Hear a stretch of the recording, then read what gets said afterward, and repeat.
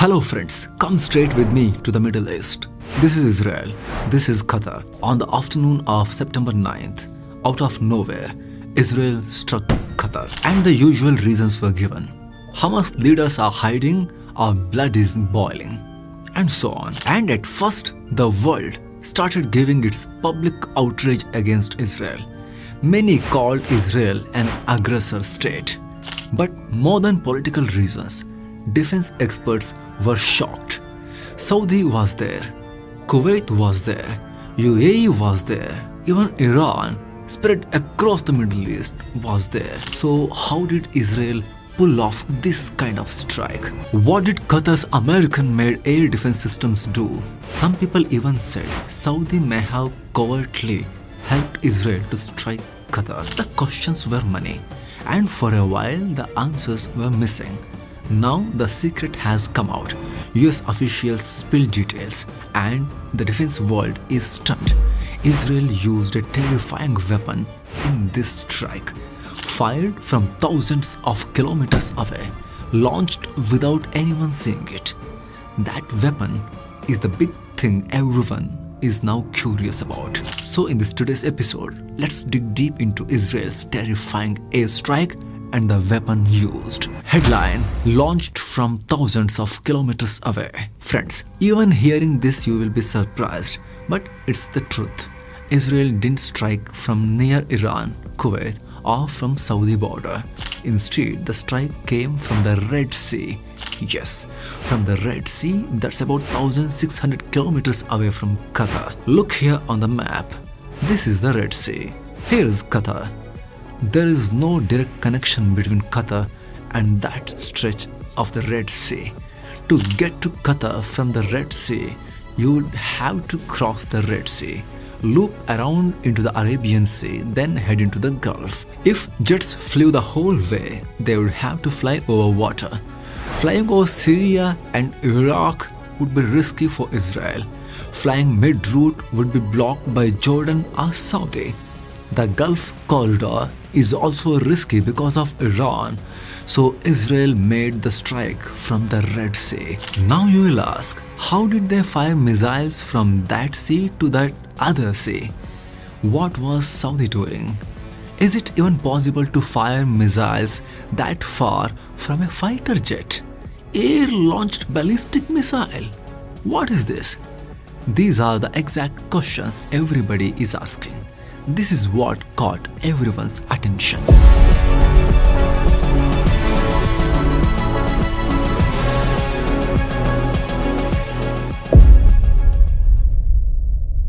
Details: jets and missiles used. Current info says Israel used 8 F-15s and 4 F-35s in this operation. Through those jets, roughly 10 missiles were fired at targets in Qatar. People are already calling this one of Israel's longest attacks. But, and this matters, Israel didn't use its usual weapons. They used a weapon that can penetrate from far away, hit from wherever, and strike without being easily seen. In short, an air-launched ballistic missile. That means a ballistic missile launched from an fighter aircraft. Small explainer: ballistic versus cruise. Okay, let me explain ballistic missiles versus cruise missiles. Easy, simple. Ballistic missiles. Think of them like throwing a stone from a slingshot up into the sky. The missile goes up into very high altitude, even near space, follows a high arc and then falls back toward the target. They usually travel very fast and most of the flight is outside the atmosphere of the Earth. Traditionally, ballistic missiles were used for long-range strikes and big targets. They are very fast and hard to stop once they are on their way towards target. Next, what is cruise missiles? How they work? Imagine a small plane skimming low over the sea or ground, following terrain, guided the whole way by satellite or radar.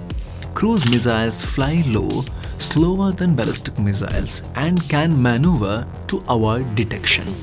They are like guided bomber that flies very low. So normally countries use cruise missiles for precision strikes from afar, and ballistic missiles are used for long range heavy hit or deterrent roles. Usually ballistic missiles are used to deliver nuclear weapons or weapons of mass destruction. Cruise missiles are stealthy at low altitude but can be tracked by good radar if the defenders are ready. On the other hand, ballistic missiles, if launched from the ground, are usually easy to spot during ascent and can be intercepted. But if you launch a ballistic missile from an aircraft up high and let it arc into space before coming down, that is a different ball game. Now back to story. Why this choice matter? Friends, most countries don't have the tech to launch ballistic missiles from planes. Till now, publicly only Russia and China have shown that weapon. India, France, for example, don't have it. But Israel has had this capability for years, and now Israel used it against Qatar. They used missiles called Sparrow in this operation, capable of ranges around 1,500 kilometers to 2,000 kilometers. These were fired from Israeli fighter jets sitting way back in the Red Sea, launched, climbed high, and then came down on targets in Qatar. You might think, can't you just fire a regular missile? Well, if you fire from the ground, nearby radars and enemy defenses will detect and track it easily. But if you launch from the air, so the missile goes up into space and then comes down heavily, it becomes very hard to spot and intercept until it's almost on top of the target. Plus, the impact is more intense.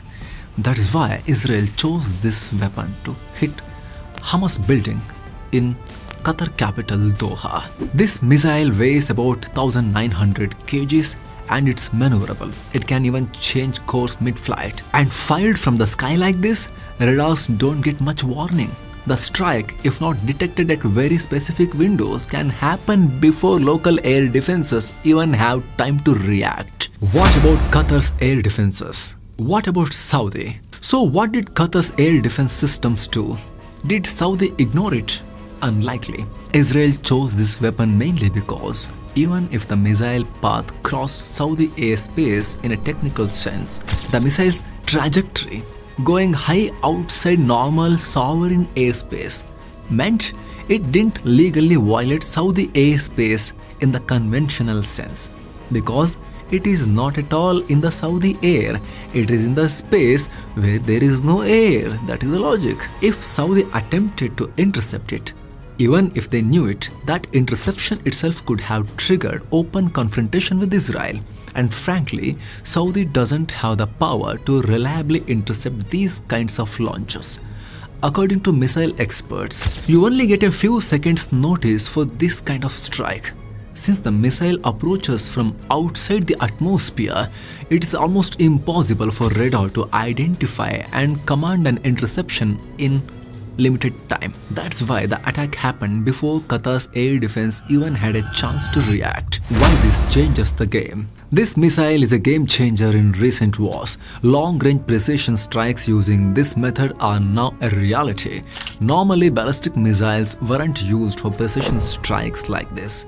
Cruise missiles handled that role, but Israel showed you can use an air-launched ballistic missile for pinpoint strikes too. What about India? We still don't have this exact weapon. India has made a lot of progress in missile technology, that's true, but this specific air-launched ballistic missile capability isn't in our arsenal yet. That said, India is looking to buy LORA, long-range artillery missiles from Israel. LORA is an air-launched ballistic type weapon with ranges of around 400 to 430 kilometers. Now about the speed. When they say Mach 5, that's roughly 6,000 kilometers per hour. That's about 1.7 kilometers every second. These missiles are very fast and accuracy is very tight. Israel claims a circular error probable CEP of about 10 meters. That is its accuracy. That means the missile lands within about 10 meters of the intended point. That's surgical for a ballistic missile. War use and examples. This kind of capability gives deep strike options. Israel has given this LoRa-type missiles to Azerbaijan, and Azerbaijan has used this against its conflict with Armenia. Deep strike capability from far away and precise is the name of the game now.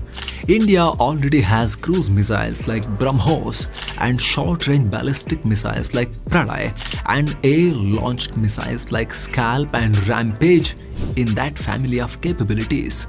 If weapons like LoRa joins that list, India's strike options increase significantly. For Pakistan, BrahMos and similar weapons can be deterrent enough. But for true long-range strike from far options, air-launched ballistic weapons are a different class.